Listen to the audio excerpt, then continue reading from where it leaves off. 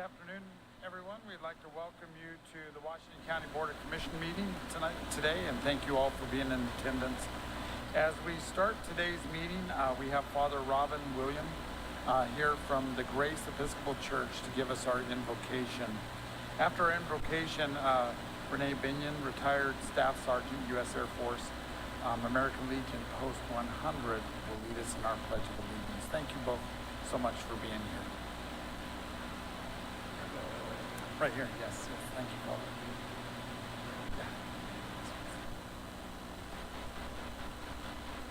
Greetings to you all on this beautiful day. Let us pray.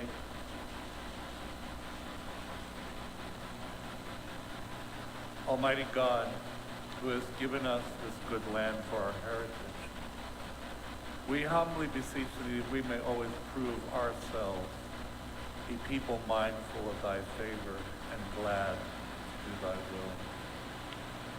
Bless our land with honorable industry, sound learning, and pure manners. Save us from violence, discord, and confusion, from pride and arrogance, and from every evil way.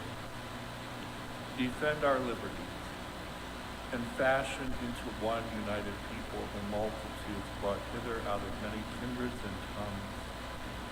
Endue with the spirit of wisdom those to whom in thy name we entrust the authority of government, that there may be justice and peace at home, and that through obedience to thy law we may show forth thy praise among the nations of the earth.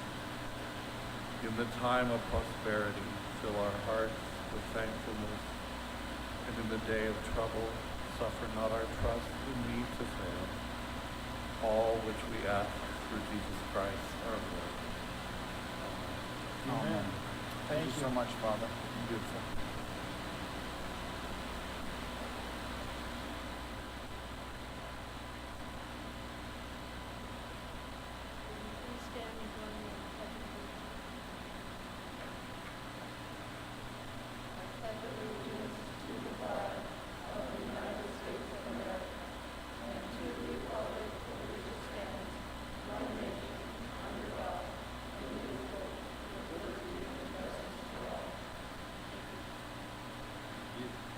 Thank you so much, and thank you for your service. Appreciate that. Today, as we begin our meeting, our first item is our consent agenda. Our consent agenda is a means of expediting the consideration of routine matters. If a commissioner requests that items be removed from the consent agenda, those items are placed at the beginning of the regular agenda. Other than requests to remove items, a motion to approve the items on the consent agenda is not debatable. Mr. Chairman, I move that we approve the consent agenda as follows. A, consideration of auditor approved claims for payment for February 19th, 2025 through March 18th, 2025. B, consideration of commission meeting minutes of February 18th, 2025. C, consideration of special commission meeting minutes of February 25th, 2025. D, consideration of administrative adjustments of real property. E, consideration of administrative adjustments for personal property. F, consideration of approval of amended plat, approval of Black Ridge Ranches subdivision. The applicants were Fisher and Pryor. And G, consideration of approval of amended plat, approval Mountain View Estates, applicant is Wasteland. Second. We have a motion and a second on the consent agenda. All those in favor say aye. Aye. Aye. The motion passes. Thank you. Our first item on our regular agenda is a celebration. We have our Dixie Desperados. Our range out there has received a national award as a club of the year, right? And I don't know, I'd like to invite all of you actually to come up, and whoever wants to be the spokesman, tell us a little bit about your sport, about the range, and then sometime we'd like to come down and take a picture with you and celebrate. So.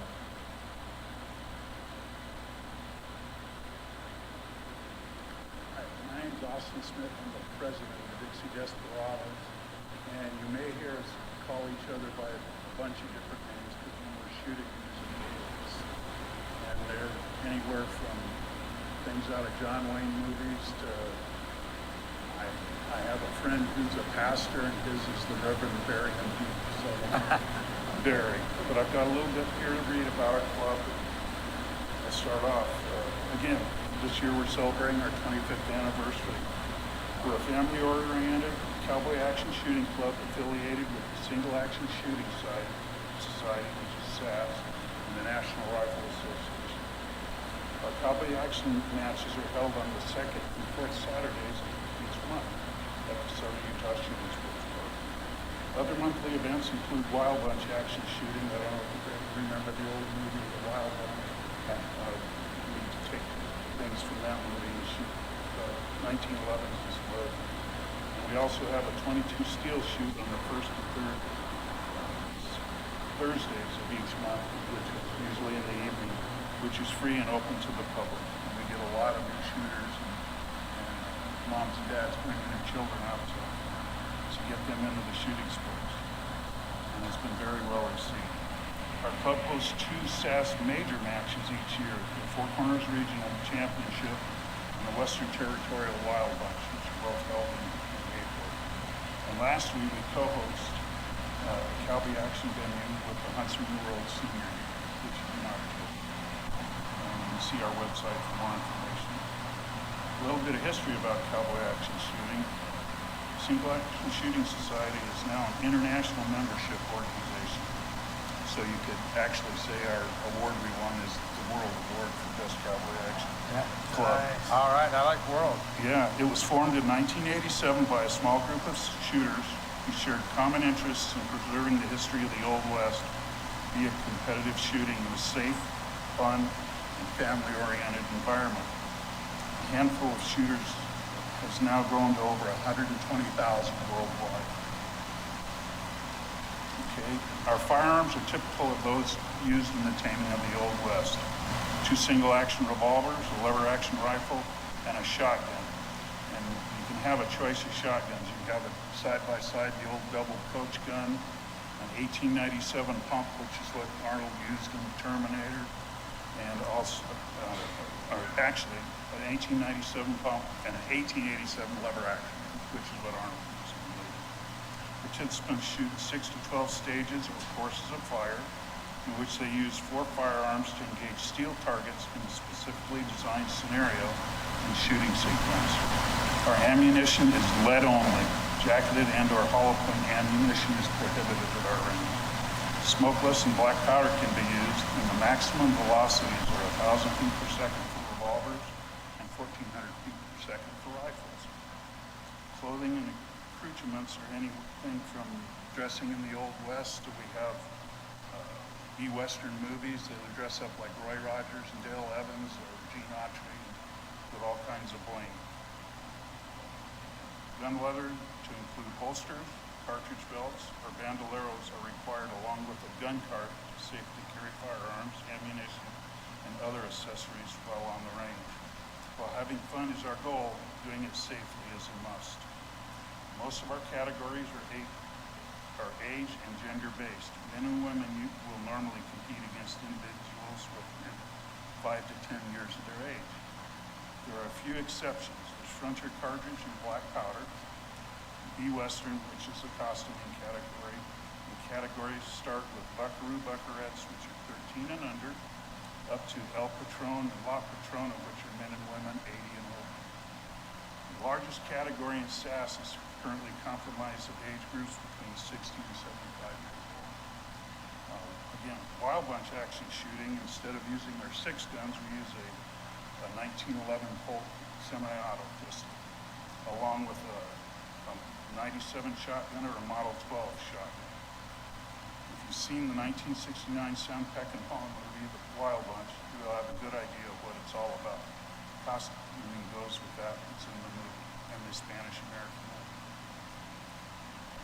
So the use of a 1911 attracts many 3-gun shooters who like to shoot the modern stuff, who find the venue a great mix of cowboy action and their popular auto-loading pistols. Why cowboy action? We're one of the most friendly, welcoming, and most fun, loving, yet safe shooting sports there is. There is a saying that was coined years ago, SAS, come for the shooting, but stay because of the people. True words were never spoken. We have new shooters clinic that is put on as the numbers and availability of ammo warrant. We'll provide the guns and the ammo, so if it turns out that cowboy action's not for you, no harm, no foul. The Dixie Desperados support the NRA, the Well Pregnancy Resource Center, formerly the Hope Pregnancy Center, the Utah Food Bank, and other local organizations. We also support other vendors. We participate in the Peace Days, the Veterans Days Parade in Washington County, as well as the Crossroads of the West Country. And again, in 2024, we were honored to receive the Single Action Shooting Society's Woolley Award for the Class SAS Club of the Year. There it Right is. there. Okay, right in front of me. So, our members are hardworking and devoted to our community, our great nation, as well as each other. With the work ethic that won't quit, we look forward to what the future will bring us. And that's what we're all about. You guys are awesome. Just really quick, we want to come down and take a picture, but anybody that might be watching on television, so it's right outside. We just keep going past the fairgrounds, and then you get to the Shooting Sports Park. And just anybody that's not familiar there, the county owns the underground land that was taken in a lease from the BLM. And then each one of the ranges represents a shooting sport, which cowboy action is fun. It's fun to drive. Your range is fun because it looks like an old movie set in a lot of ways. You know, it's set up in a period of time. I love to see you have young people that you're getting in. And apparently she is better than anybody else standing here. I think I saw. I think She's That's getting what I there. was just told anyway. one of Her my sister is. yeah. Somebody showed me a video, and man, these guys shoot fast. And I can't remember who it was. It was one of the young ladies that shoots in your Yeah, your that's my sport. granddaughter. She's a Holy three-time women's cow. overall world champion. I don't think I could pull a trigger on a regular semi-automatic as fast as she was unloading the lead. They actually had a TV show called Duel in the Sun, where they took the top 3 modern 3-gun shooters and the top 3 cowboy action shooters, and they shot the same courses of fire, and the cowboys won. The guys shooting their ARs couldn't shoot as fast as the lever action rifles could go. I had a friend, Mr. Chairman, in graduate school. Lead Dispenser is his name. He's a We know. Spencer Hoagland. We've known Lead Dispenser for years. Yeah, which is a great name. His name is Spencer Spencer, Hoagland. and his name was Lead Dispenser, which is a great Yeah, name. he moved But- up to Wyoming. Yeah, he Cody. did. So we went and shot one day, and I'm a pretty good shot, but let's just say I would never go against him again. yeah. He was insanely fast. Well, thank you for all you do Yeah. and how you make the county and the range look good and the service that you give.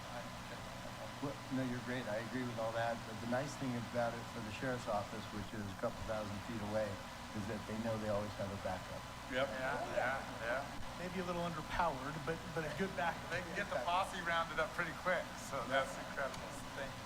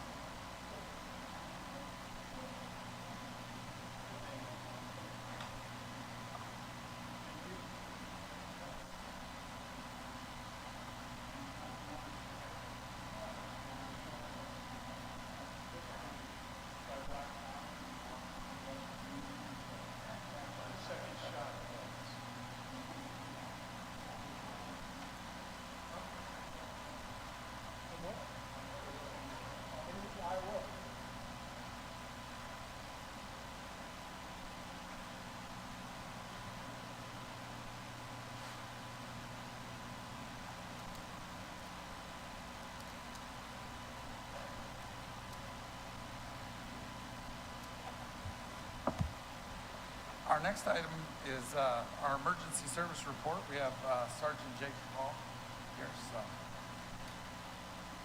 Jacob or Jake? I don't care, either Okay. one. Okay, so it's starting to pick up a little bit, get a little bit warmer, so call volume is starting to pick up. We had 9 total calls this report in the last month, total of 168 and a half man hours for volunteers, 24 for our certified personnel, and a total of 192 and a half man hours. 2025 so far, we've had 21 search and rescue incidents. And a few highlights from that report was we had one on March 2nd that was in the Narrows. Ended up going and assisting Zion search and rescue with that. So there was a female hiker who reportedly went unconscious after having a seizure while hiking in the Narrows. Actually went unconscious in the water. They were able to pull her out, get her stabilized as good as they could, and then because of how far up the Narrows she was, we requested the Star 9 come out and assist with that one. So our search and rescue members started en route up to her, but prior to them getting there, Star 9 was able to get to her and put one of their flight officers down and hoist her back into the helicopter for her back into. So they got her loaded up and transported to the hospital. Another one that we had was on March 5th, and that was a side-by-side accident up on Sand Mountain. It was a pretty bad one. So there were 2 patients involved. The driver was reportedly traveling at a high rate of speed. He estimated 60 to 70 miles an hour going up the sand dunes there. And he launched off of a sand dune into a rocky bowl. That sand dune that he came off of is anywhere between 50 to 20 feet tall, depending on which way the sound is blowing at that point, and it's pretty rocky down at the bottom. So some serious injuries because of hitting that rock at the speed that they did. They weren't thrown from the vehicle, but both of them suffered significant spinal injuries. As a result of that, we didn't feel comfortable with bringing them back down off of the mountain in a side-by-side Jeep. So we actually requested 2 Life Flight and Mercy Air, and they came and each one was transported to the hospital here. So they, that one was pretty bad. Normally we have some pretty bad accidents up there, but this one was like obviously significant spinal injury for both parties involved. March 9th, we had a climbing incident at Hidden Star Canyon, which is right by Yant Flat Trail. And there was a male who was rappelling and he sustained significant leg injuries. I believe I don't know if his device failed or what, but he ended up falling the last 20, 30 feet of the rappel. And because of that, suffered some pretty significant injuries to his knee and to his leg. We got a notification for that with a Garmin SOS device, so they had a spot device and we could get that to 911 and the paramedic gather information from that device. Due to their location, it would have taken us several hours to get him out of the area that he was in by foot. So we made the determination on that one as well to request Star 9 to come and help. They were able to get en route. Our search and rescue members went to the location of the patient and got him stabilized, and then they were able to hoist him back out to the trailhead where we had the ambulance waiting and transported him to the hospital. We had several others, but those are the highlights for this month. Sergeant, quick question. How far down, because obviously the Narrows and others are deep gorges and the Star 9 can't get too close to the canyon walls, but how long is the lift? I believe that their lift cable is about 300 feet. So Star 9 is limited with that. National Guard actually has some additional resources with their Blackhawks and their voice system. They can actually add length to it and get it further down. But there's some narrow areas of the canyon that there's no way that they would get into. And most of the time in those situations, we would get the patient stabilized and then move them to an area of the canyon that they are able to lift out of. So, Thank you as always, and all those volunteers and your certified staff. Yeah, thank you. Yes. Our next item is consideration and ratification of purchase request. Ray Boyer, it's good to see you.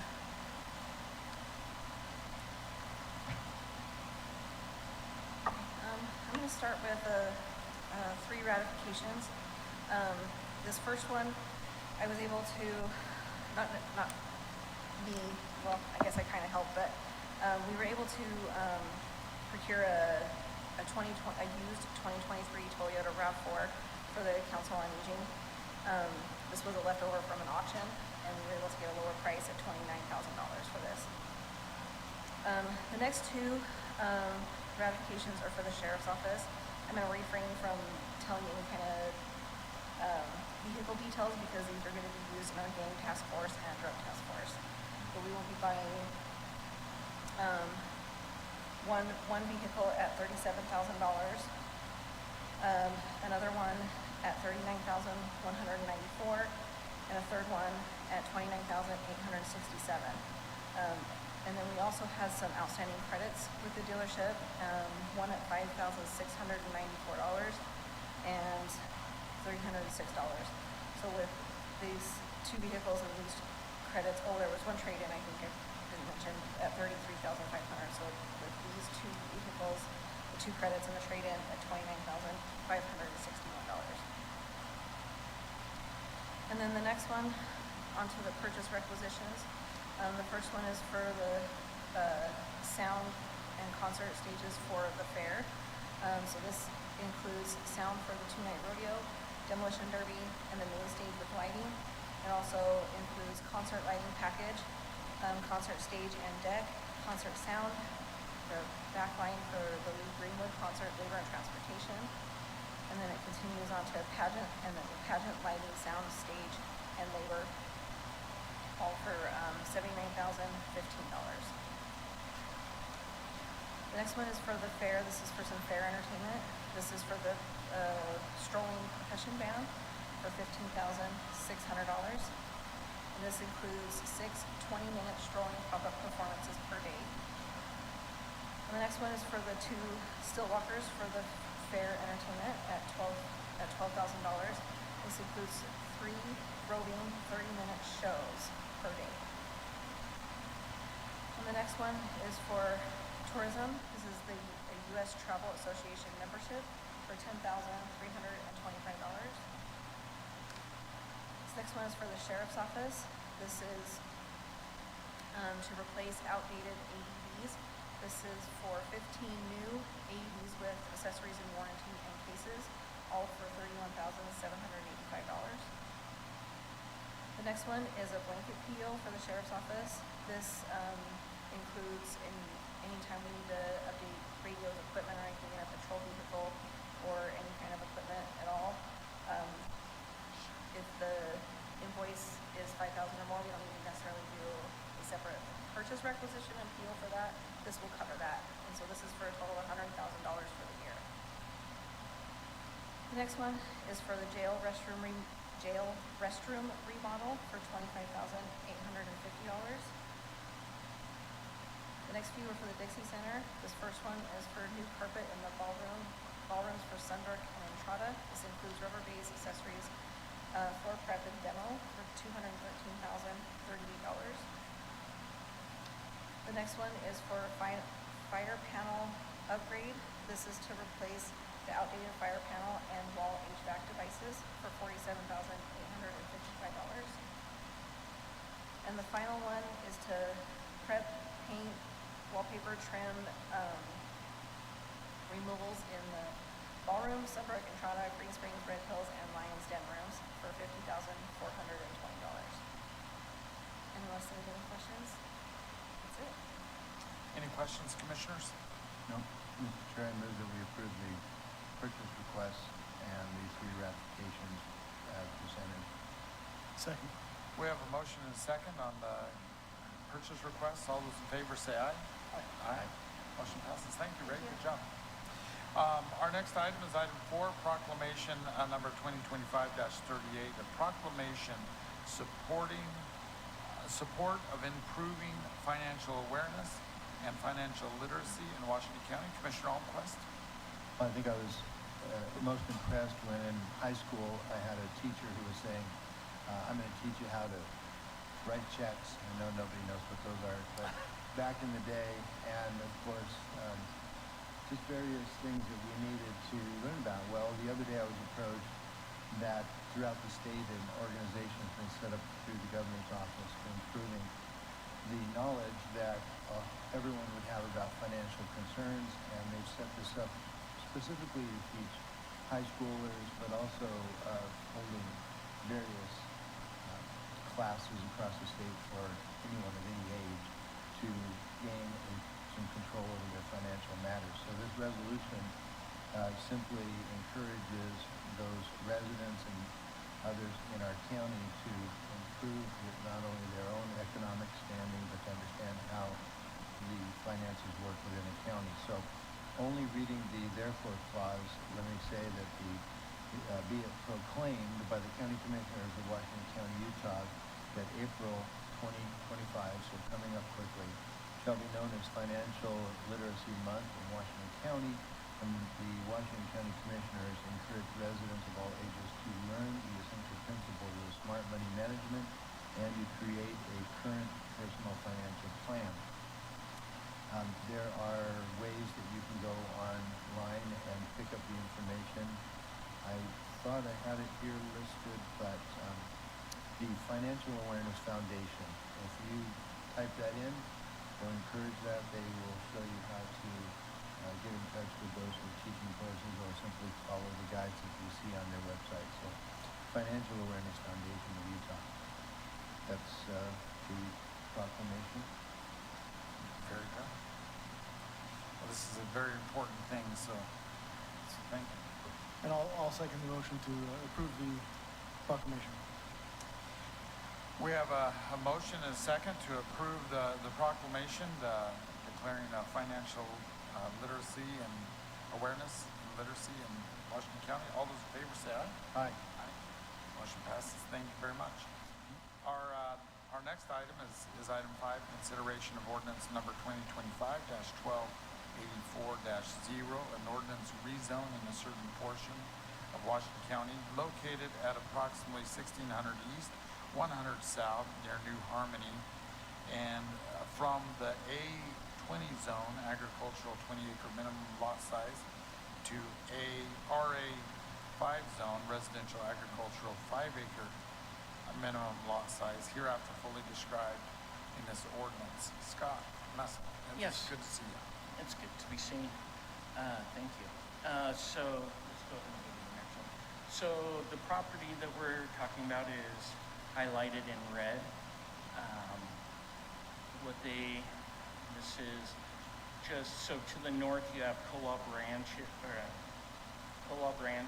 and then you have adjacent to it, you have the Carter subdivision. The property owner is requesting to rezone the property from A20 to RA5 in anticipation of developing a 5-acre minimum lot size subdivision. Let's go ahead and go to the next. Let's show the proposal.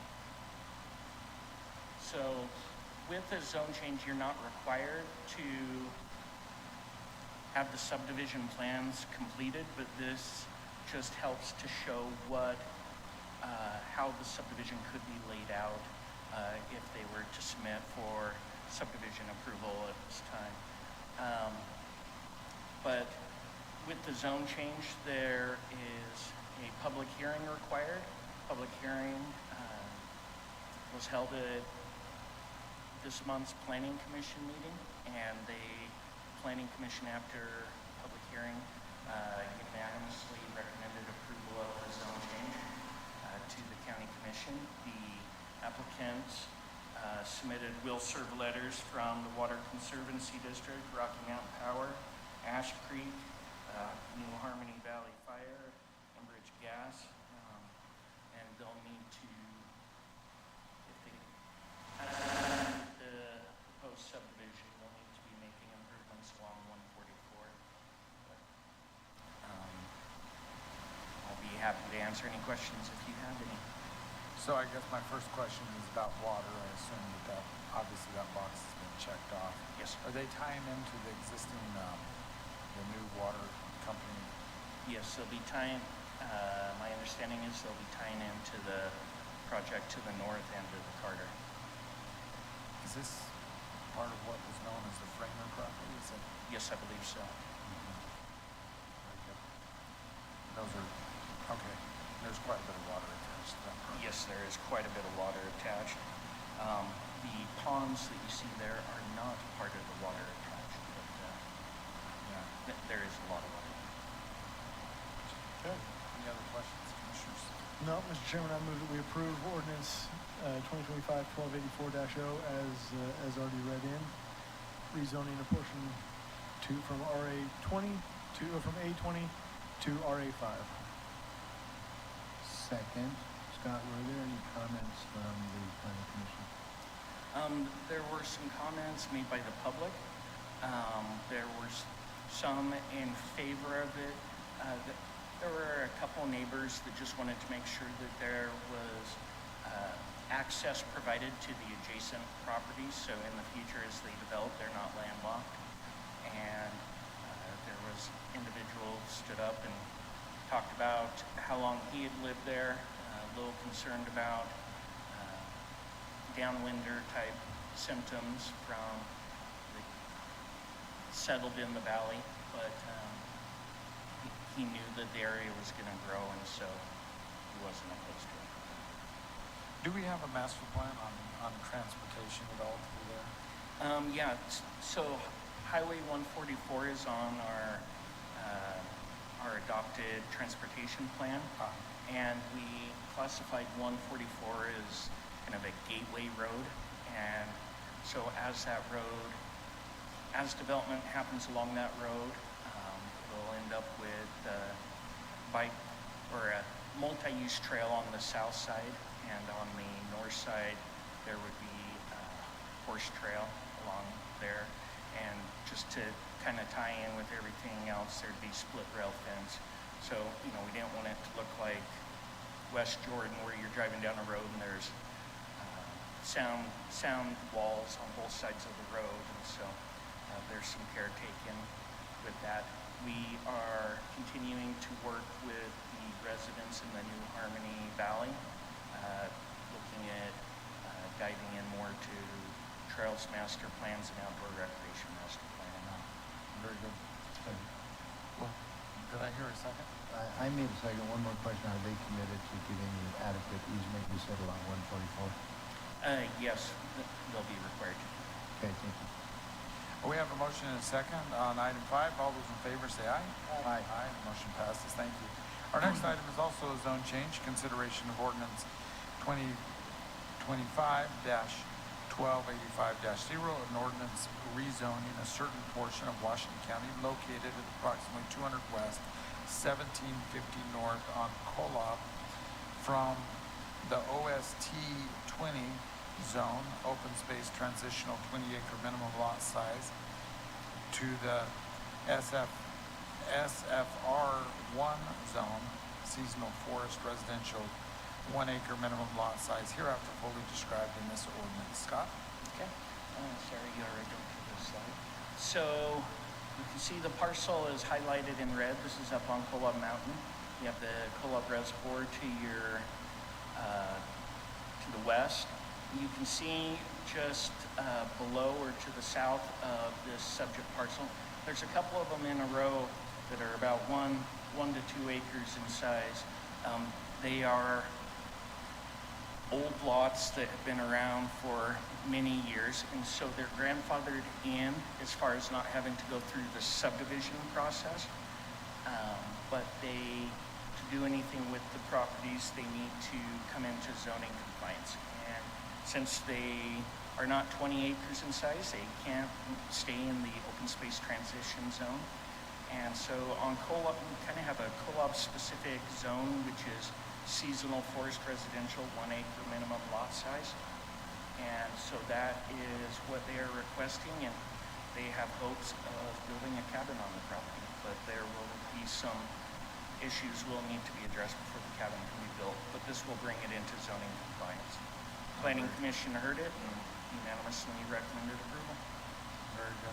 Mr. Chair, we recognize too that the Kolob Road passes through the southwest corner of the property. The property owners are aware that that is, even though it goes through their property, is still process, Correct. and that this, if indeed the reservoir is increased in its depth or it's not in inundation zone of the proposed enlargement. Very good. Therefore, I make the motion to this ordinance number 2025-1286-0 for, dash 1285-0 for the zone to be changed to seasonal forest residential and the 1 acre minimum lot size for the applicants, the Arnolds. I'll second that. We have a motion and a second. All those in favor say aye. Aye. Aye. Motion passes. Thank you.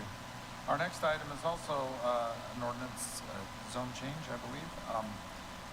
It's consideration of ordinance 2025-1286-0, an ordinance adopting the First Amendment to the Trees Ranch Resort Plan Development in the Scenic Byway Overlay Zone located approximately at 1400 East, 200 South, near Springdale, Utah, hereafter fully described in this ordinance. Scott?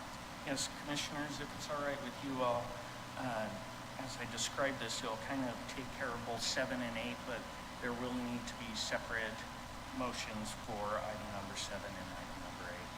So the project, Trees Ranch Resort, was previously approved as a PD development. Property is approximately 1,960 acres in size. With the PD, anytime PDs are different than the standard subdivision or development in that anytime there are changes that if they're significant enough, they need to amend the PD. The zoning is tied to the specific layout and design of the project.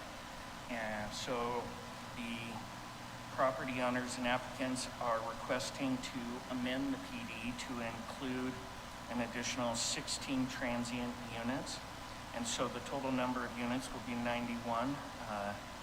19 will be non-transient single-family units, and then the remainder will be, 66 will be freestanding hotel rooms. And so this project, they have done a very good job at dotting the I's and crossing the T's. In my time as a planner, really haven't seen any development that was so well thought through and planned, and the county knew what the county was getting with their submittal. But the Planning Commission reviewed the amended project plan and zone change, and so they recommend approval of it.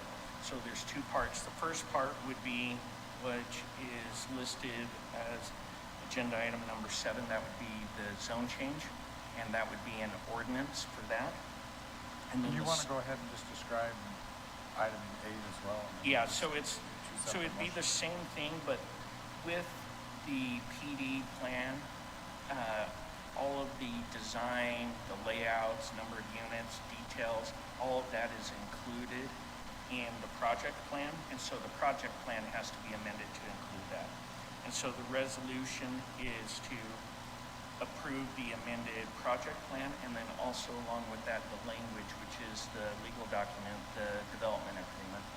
And so both of those would be approved with the resolution in number 8. Very good. And I can go into more detail if you'd like. The applicants are here, and if you have any questions. Any other questions? I read through it. I read through it as Scintillating. well. Mr. Chairman, I move that we approve ordinance number 2025-1286-0, adopting the First Amendment to Trees Ranch Resort Plan Development in the Scenic Byway Overlay Zone as described in the ordinance. Second. We have a motion and a second on item 7. All those in favor say aye. Aye. Aye, the motion passes. Now we'll consider item 8, Thank you. which is, you want to read that? Sure, Mr. Chairman, I move that we approve Resolution R 2025-3470, approving the First Amended Project Plan and First Amendment to the Development Agreement for the Trees Ranch Resort Plan Development as described in the ordinance, or in the resolution. Second. We have a motion and a second on item 8. All those in favor say aye. Aye. Aye, motion passes. Very good. Item 9 is consideration of resolution R-2025-3471, a resolution approving contract modification number 1 with Adaptive Environmental Planning LLC to complete the environmental impact statements on the water draw supplemental watershed plan for Low Wash drainage. Todd, seems like we've talked about this before. We have, once or twice. It's been Just like an Trees Ranch, ongoing we've talked about project Trees for a Ranch long, before, yeah, so. for a long time. So this is a project that started out as an environmental assessment and changed to an EIS.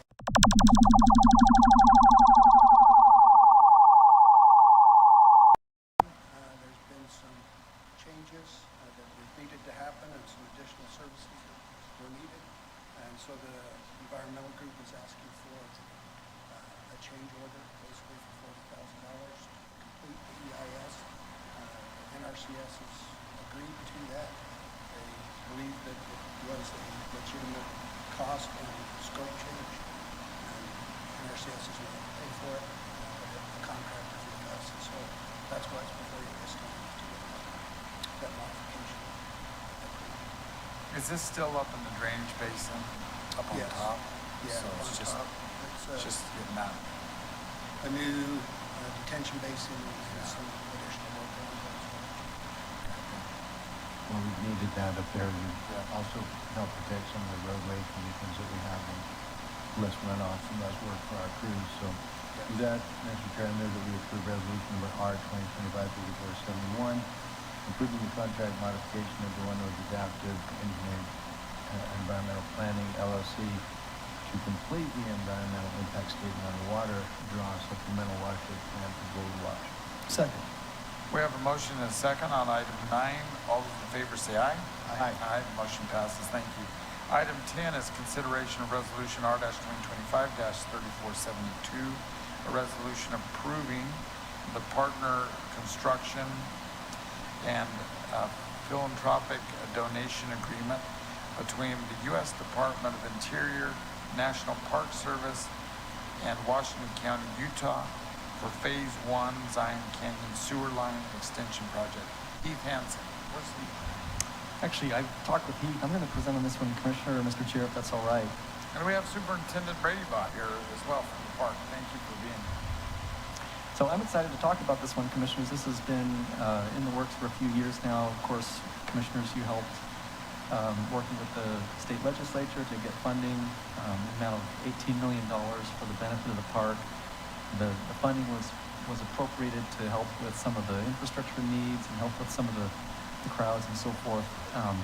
This is the first part of the use of that funding. So basically what this is it's a cooperative agreement with the park.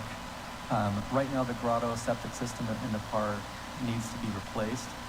And so what this agreement does is allow the county to come in with a contractor and replace that with a sewer line, just under 5,000 feet of sewer line. And so the estimated project cost is about $3 million. And so that, obviously we've got funding that remains. It can be used for the trail that's planned. So this is just the first piece, the first use of that funding. But again, it's a couple years in the making, lots of work from you as commissioners, from Heath here and our park superintendent, so appreciate the opportunity to work with them. This is just a cooperative agreement that says this is what the county intends to do, this is what the park intends to do.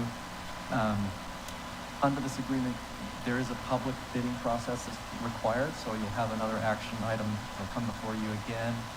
This will go out to bid. And so you'll see the construction agreement to get that done. This is really just a partnership agreement with the park that sorts out different commitments of those two parties. Very good. Well, I'd like to thank Superintendent Brady Bott for being here and for working with us on this. I say often that the beautiful park that has visitorship has grown, but really it's built on the backbone of 1930 infrastructure in a lot of ways. You know, the CCC came in and did so much of the work there. It's time to give it a little love and attention and make sure that we have flush toilets up up in the canyon, so bring it into the modern world. Yeah, that's ideal. With that, Mr. Chairman, I move that we approve Resolution R 2025-3472, approving the Partner Construction and Philanthropic Donation Agreement between the U.S. Department of the Interior National Park Service and Washington County for the Phase 1 Zion Canyon Sewer Line Extension Project. Second. We have a motion and a second on item 10. All those in favor say aye. Aye. Aye. The motion passes. Thank you. Item 11 is consideration of Resolution R-2025-3473, a resolution approving an agreement with Nathan Pacheco for a performance at the 2025 Washington County Fair. Susie Lafayette.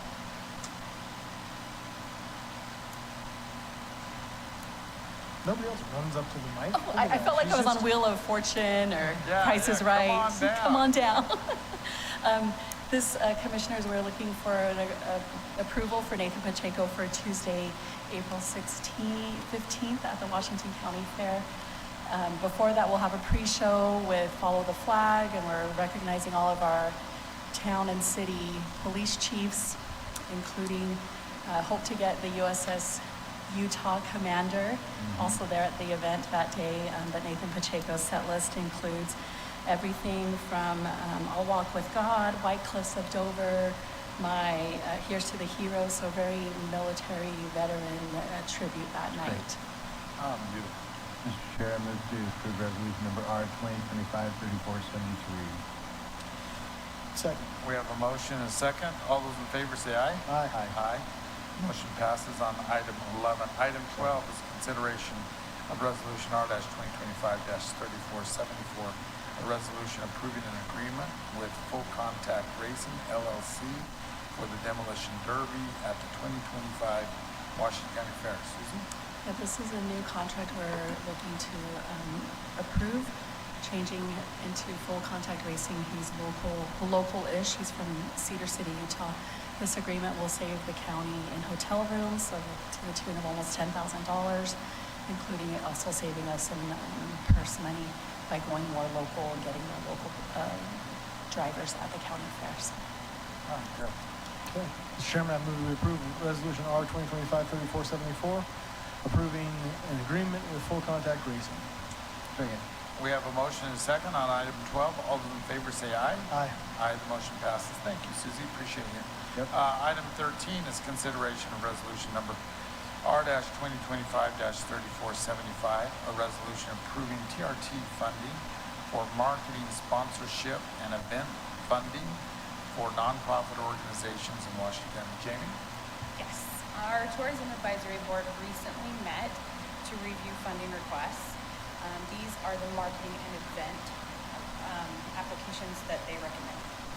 The Film and Media Alliance of Southern Utah for their 2025 Horror Fest International Film Festival for $3,000. The Silver Wheat Foundation for the printing and distribution of 35,000 museum rack cards for $6,356.22. Red Rock Music Association for the Southern Utah Blues Festival for up to $5,000. Arts to Zion for printing and distribution of the 80,000 gallery and museum maps and centralized arts and cultural online calendar for $16,000. The Tuacahn Center for the Arts, Broadway Green Canyon for $95,000. Those are the marketing requests totaling $125,356.22. And the event requests are Kayenta Art Foundation for their Art and Kayenta Festival. The recommendation is up to $4,500. The St. Croix Dance Company for their Red Rock Dance Festival. The recommendation is $3,447.50 for a total of $7,947.50. Any questions, commissioners? I just want to comment that the TAB board obviously approved these expenditures, so therefore, I move that we approve resolution number R 2025-3475, resolution approving TRT funding for marketing sponsorship and event funding for nonprofit organizations in Washington County, as listed. Second. Very good. We have a motion and a second. All those in favor say aye. Aye. Aye. Motion passes. Thank you, Jamie.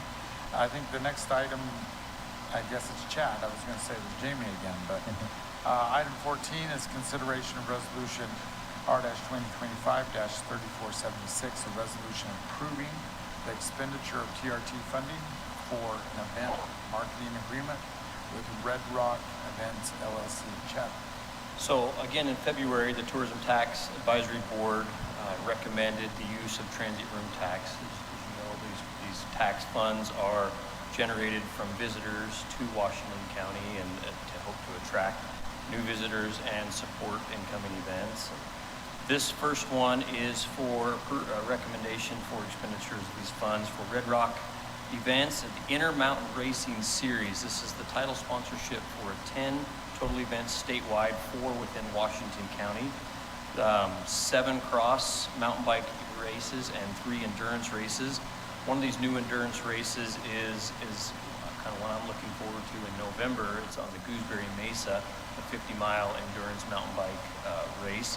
For more questions on any of that, we can refer to the Business Development Director, Curtis Bode, for if you have any questions on those events. This one runs the 4 events through Washington County run from March to November. This has an estimated economic impact of $1.7 million for the total of 2,400 participants throughout this time frame. We recommended $25,000 for this title sponsorship. Very good. It says 24 here, but 25. Oh yeah, 24. It was. We're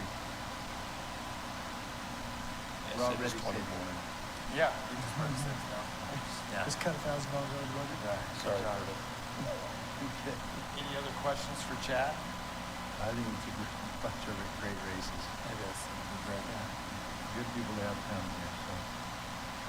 So is Washington County sponsoring all 10? All 10 of them. So we're going to use the 4 within Washington County, and then we're going to use the other 6 for marketing the mountain bike use down here in Washington County. Sweet. So we'll have kind of if you've ever been to a mountain bike race, the start-finish line, how it has the banners and everything and the trusses, we're basically, Greater Zion, Washington County will have a takeover of those start-finish lines everywhere else in the state also. That's great. Very nice. Then with that, Mr. Chairman, I move we approve Resolution R 2025-3476, approving the expenditure of TRT funding for an event marketing agreement with Red Rock Events LLC. Second. We have a motion and second on item 14. All those in favor say aye. Aye. Aye, the motion passes. Thank you. Chad, the next item is yours as well, which is 15, consideration of Resolution R-2025-3477, a resolution approving expenditure of TRT funding for 2 event marketing agreements for softball tournaments. The same recommendations from the TAP board to use these TRT funds for American Fast Pitch Association for their 2025 AFA Nationals. These will run June 10th through the 15th. This will be approximately 150 teams from 8U to 18U girls softball. This is in June, like I said. The estimated economic impact is $3.3 million for these 2,500 players that will be here for the week. The second one within that, these are both nonprofit, by the way, organizations. The second one is D1 Prospects for Hurricane Heat girls softball tournaments. These are 3 separate tournaments in April, May, and at the end of October in the Hurricane Valley. They'll have approximately 30 to 40 teams at each one of these tournaments. The AFA Nationals the request is for $18,200, and the D1 is for $6,000 for the 3 tournaments total. Very good. Any questions or? Yeah, what days in June do I need to be out of town? What was that? That first week. First week in June, okay. 150 teams, that is awesome. Yeah, it's a great event. This will be Great event. This will be the 4th year that they've had it here, and then they also kind of spread it around the valley. They'll have some events, I think, out in Legacy that first week. I'm not 100% sure if they're running that again. But Susie's nodding her head yes. yeah, so we kind of use a lot of the county facilities, and that $18,200 will be directly paid to St. George City. So I kind of negotiate with St. George City to make their cost of their fields go a little further. Got it. Well, 2,500 players. All right, move that we approve resolution number R 2025-3477 for the expenditure of TRT funding for 2 event marketing agreements for softball tournaments. And I'll second the motion. We have a motion and a second on item 15. All those in favor say aye. Aye. Aye. The motion passes. Thank you. Our next item is also related, which is item 16, consideration of resolution R-2025-3478, a resolution approving an expenditure of TRT funding for an event marketing agreement with Matt's Off-Road Recovery. So this is, again, recommendations from the TAP board for Matt's Off-Road Recovery, Matt's Off-Road Games.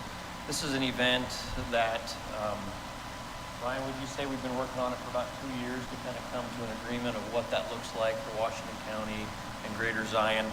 So it happens to be held this weekend. This event has an economic estimated impact of about 5.8 million.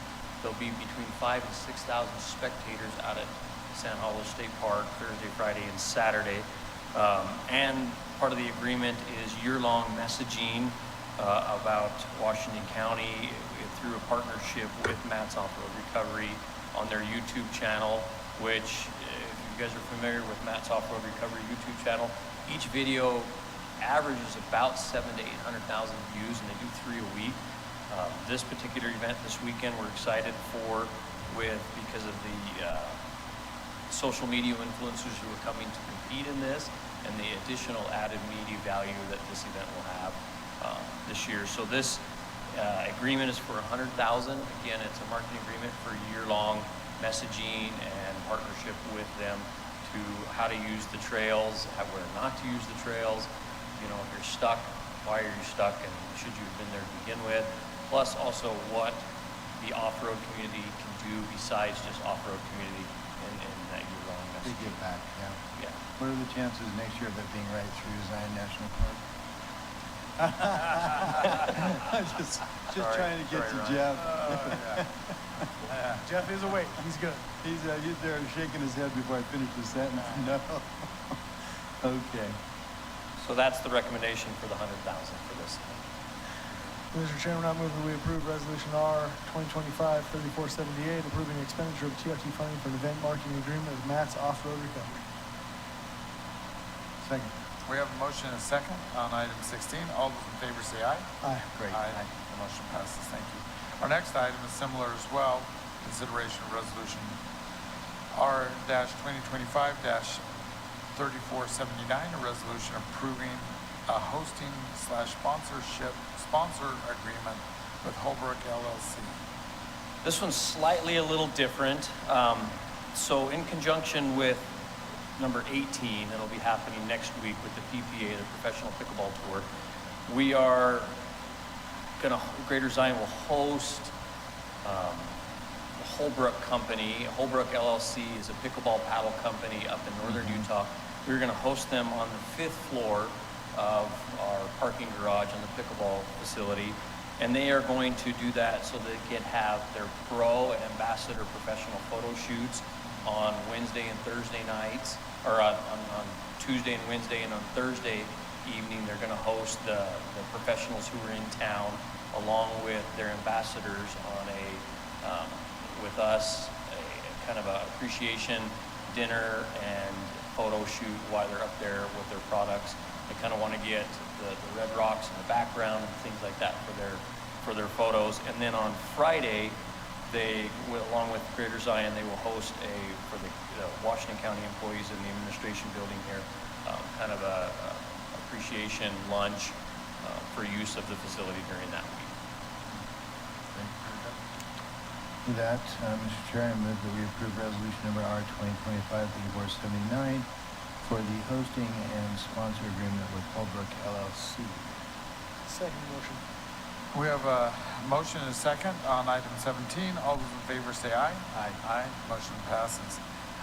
Item 18 is consideration of resolution R-2025-3480, a resolution approving the expenditures of TRT funding for an event marketing agreement between Washington County and the Pro Pickleball Association for the 2025 Red Rock Open. So this is the last one, I promise, for this month. But the PPA is the Professional Pickleball Tour. Don't say that. I think we have item 19 and I don't see Leslie. Yeah. So the Red Rock Open out at Little Valley is the Professional Pickleball Tour that goes nationwide. This Professional Pickleball Tour will be hosted next week, March 26th to the 30th. They'll have approximately 1,500 players that'll be here for the week from Utah and surrounding states. The economic impact of this is about 2.1 million for the 1,500 players.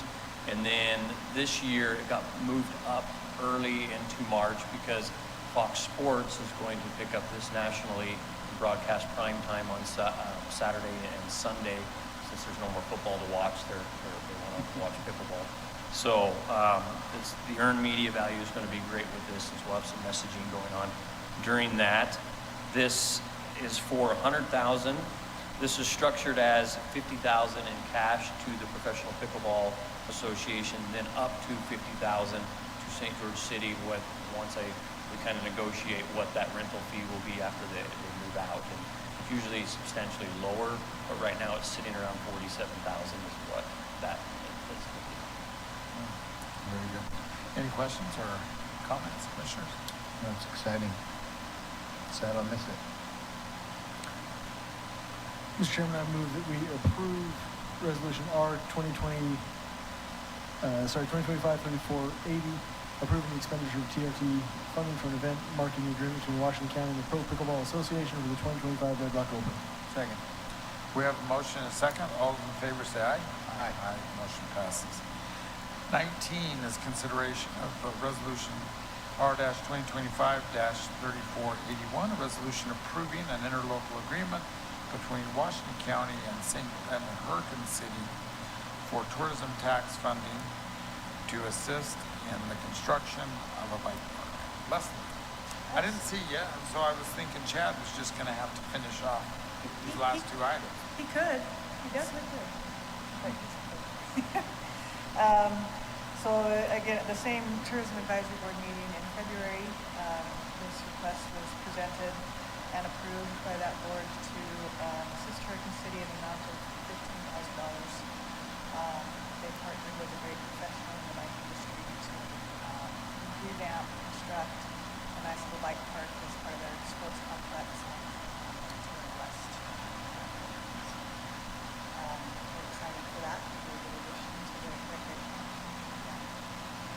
Very good, Nancy. It's going to be a great addition to an already expanding sports complex that the city has there. Any comments, commissioners? No, that's great. I move that we approve resolution number R 2025-3481, approving an interlocal agreement between Washington County and Hurricane City for tourism tax funding to assist in the construction of a bike park.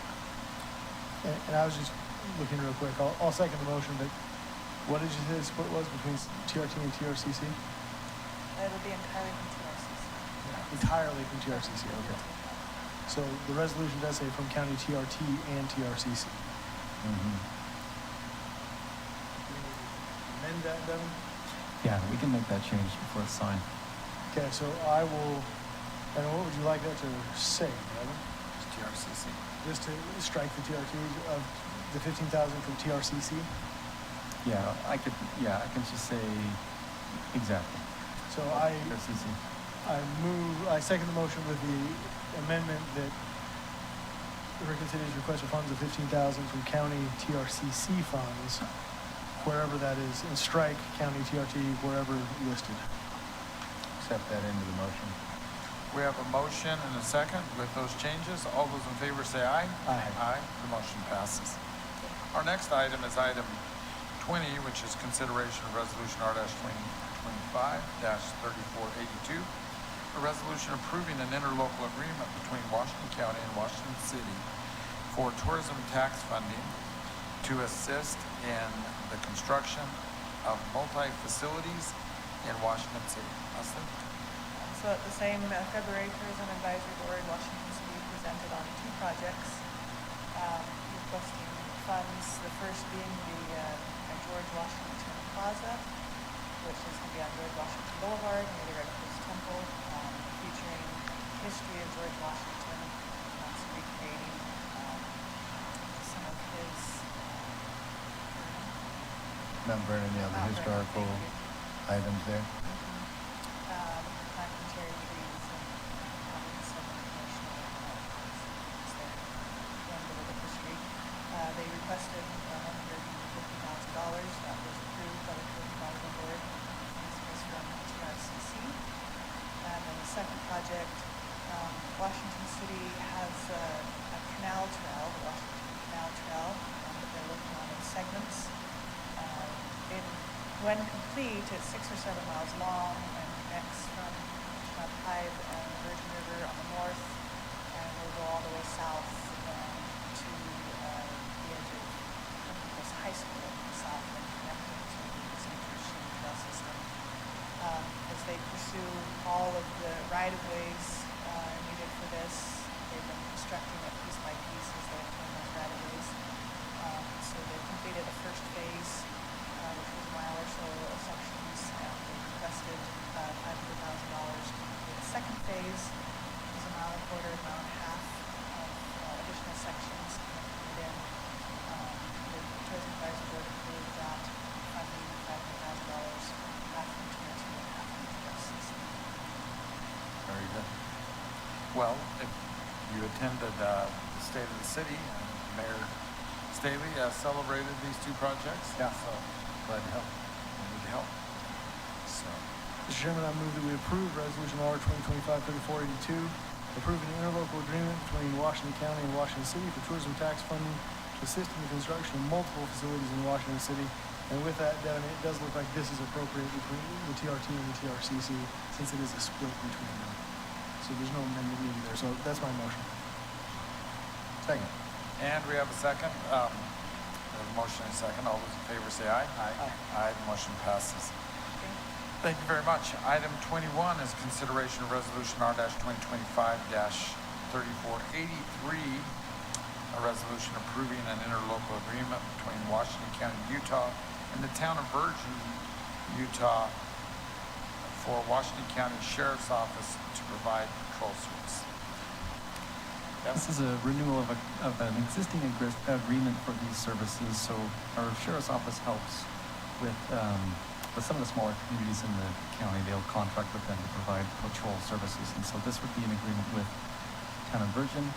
The amount is $20,800 per year. How much is that again? $20,800 a year. Good deal. Very good.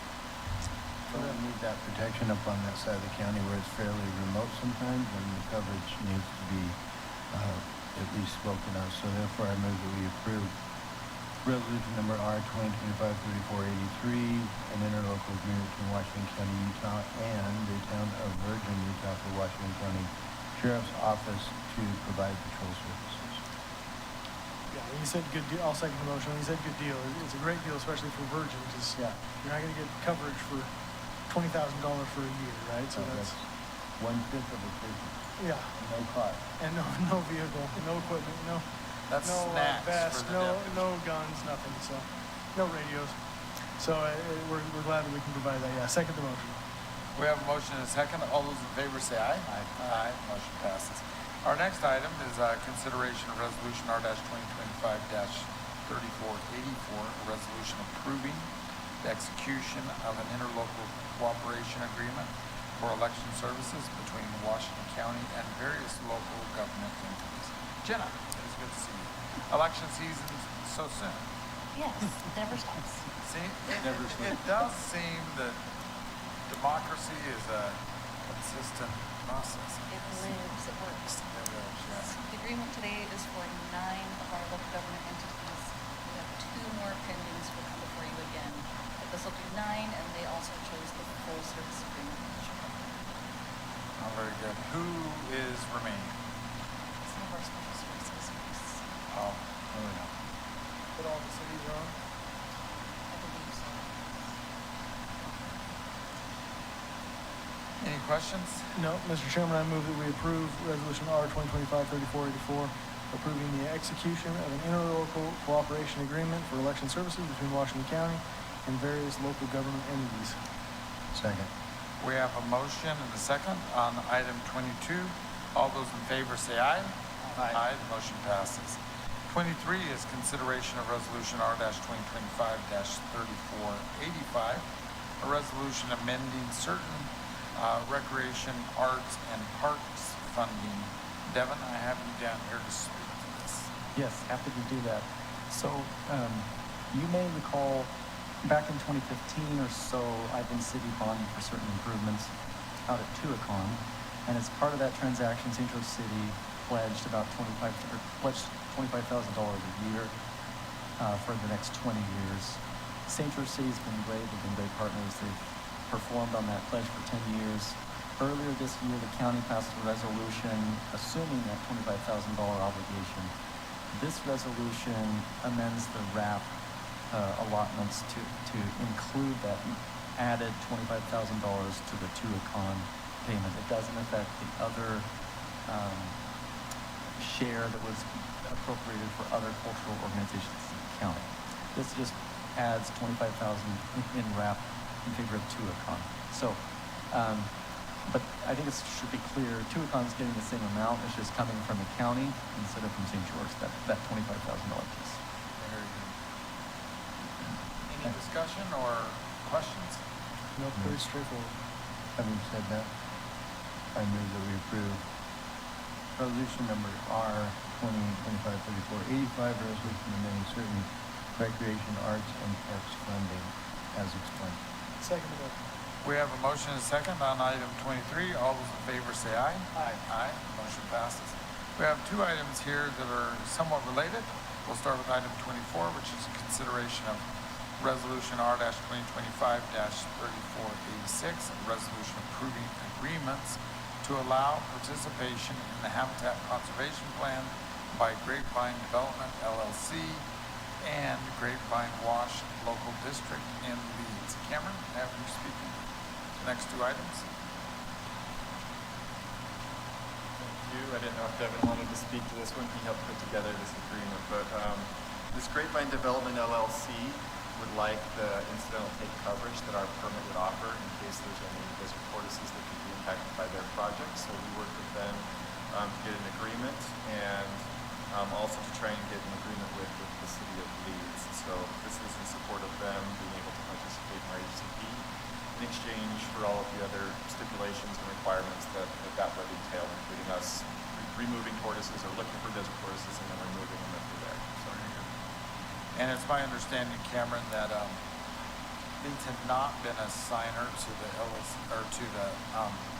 HCP before. correct. So this property was just a little bit outside of that, but it does sit right next to the preserve, which is kind of unique as well. So Yeah. So it's good for them if they can get that take coverage that protects them. This is only for Grapevine Wash. This doesn't bring in Leeds as a town. That is my understanding. Devin might be able That's to clear that up. Yeah, and I have spoken with the mayor. He's open to that, and I'm going to work on some documents to present to the Leeds Town Council that would bring them in, but that hasn't happened yet. This is strictly for this development only.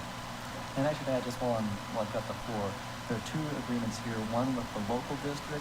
The local district is agreeing with this agreement to impose the Habitat Conservation Plan fee, and also, coordinate with staff, participate in the plan. There's a second agreement where the developer, the property owner, is agreed also to participate in the plan.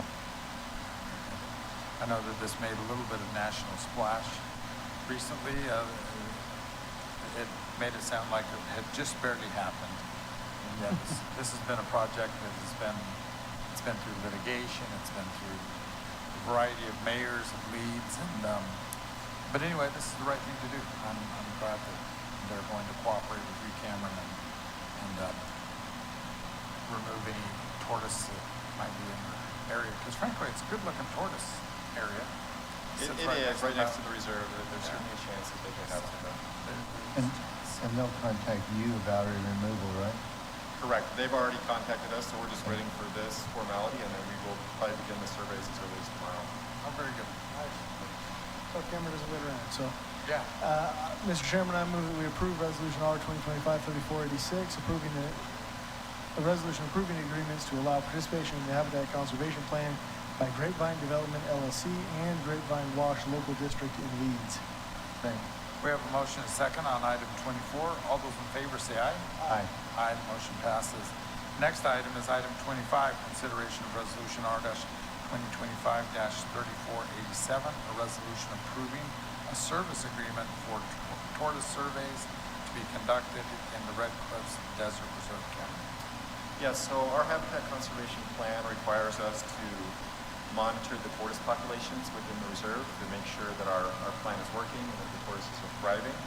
And we've been transitioning more and more to using drones to help monitor the tortoises. It takes high quality photographic images from a really high distance of the desert tortoises so as to not disturb them. And then it uses different AI assisted technologies to locate those tortoises from all of the imagery.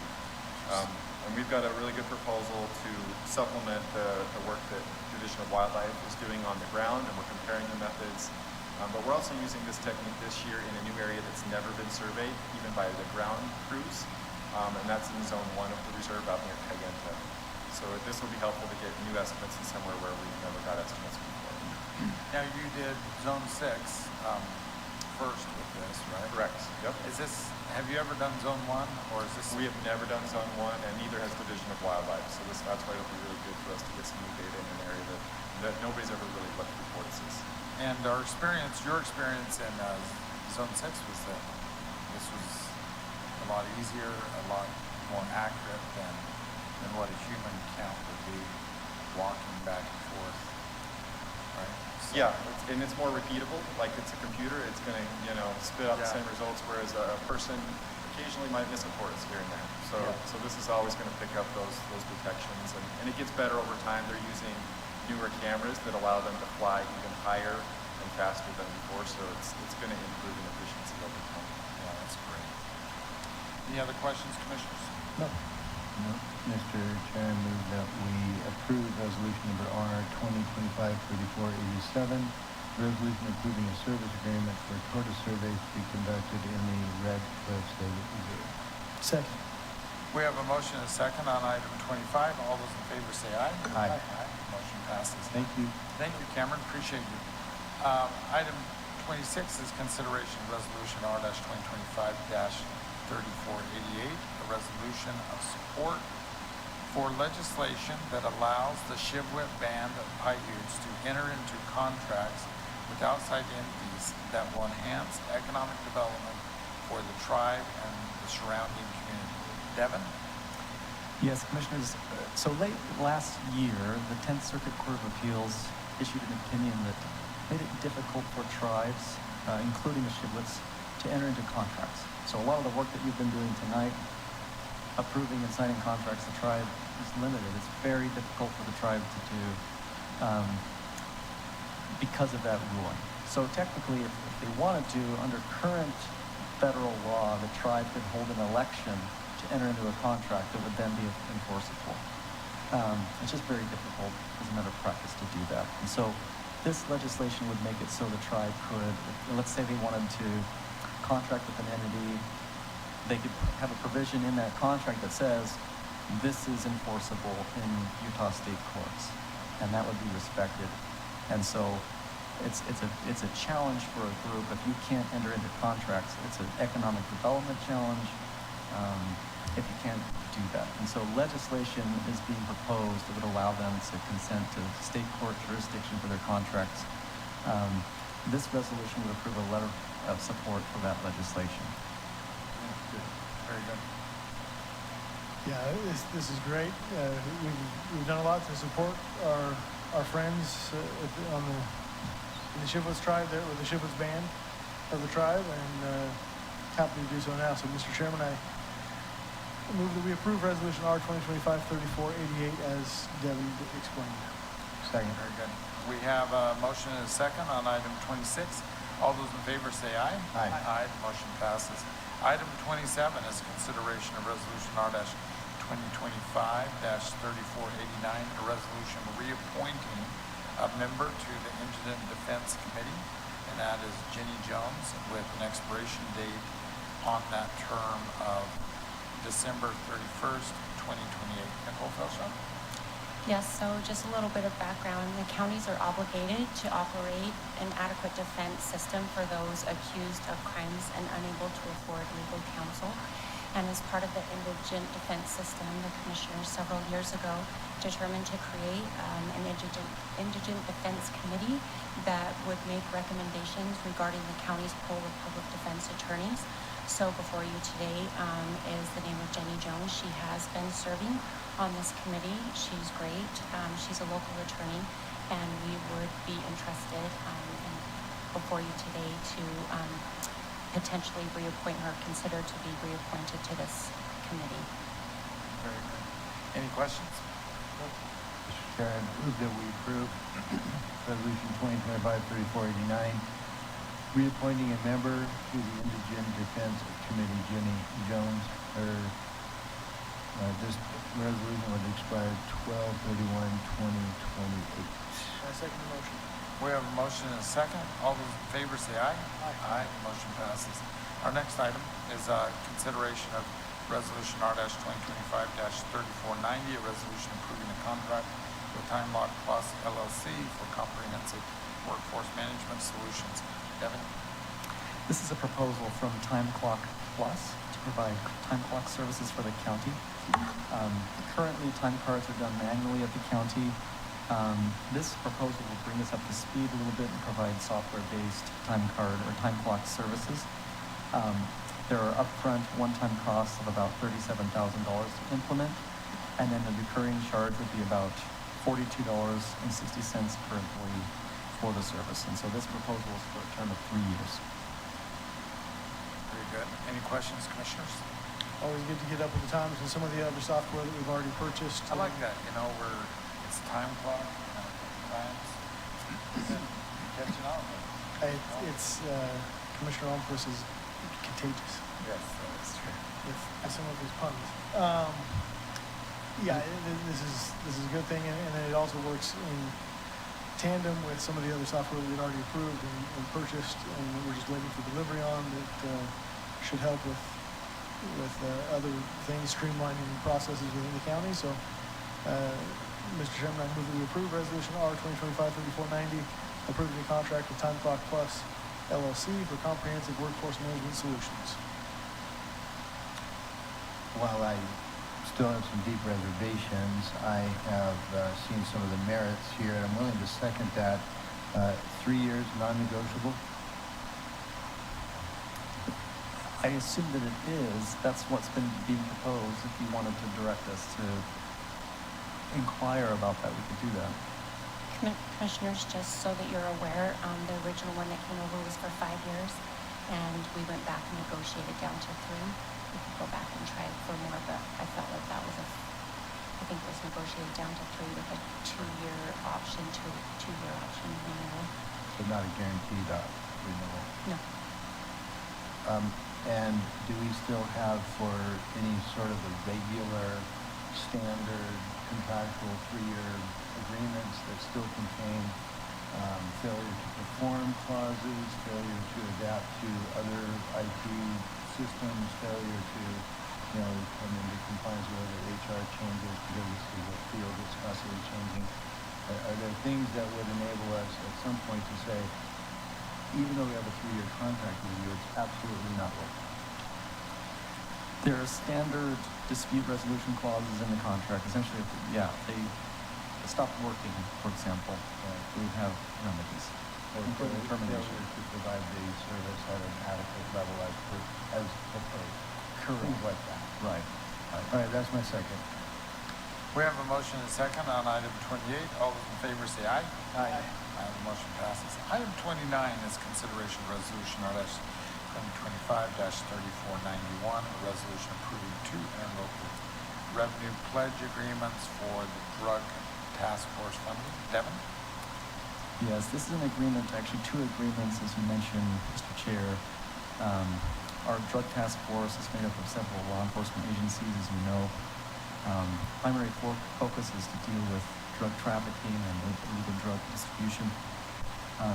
Some larger entities contribute by way of manpower. Some smaller entities contribute with some funds. And so we have commitments from Tokerville and Virgin. They've pledged $10,000 from Tokerville and $5,000 town of Virgin to help with the drug task force. Very good. Any questions, commissioners? No, if I move that we approve resolution number R-2025-3491, approving 2 interlocal revenue pledge agreements for drug task force funding as explained. I second the motion. We have a motion and a second. All those in favor say aye. Aye. The motion passes. This ends our regular items on our agenda. We'd like to remind everybody that meetings are rebroadcast daily on TDS cable channels 22 and 108 at 10 a.m., 2 p.m., and 5:30 p.m. They're also available on demand at youtube.com/community education channel. Thank you, Chair.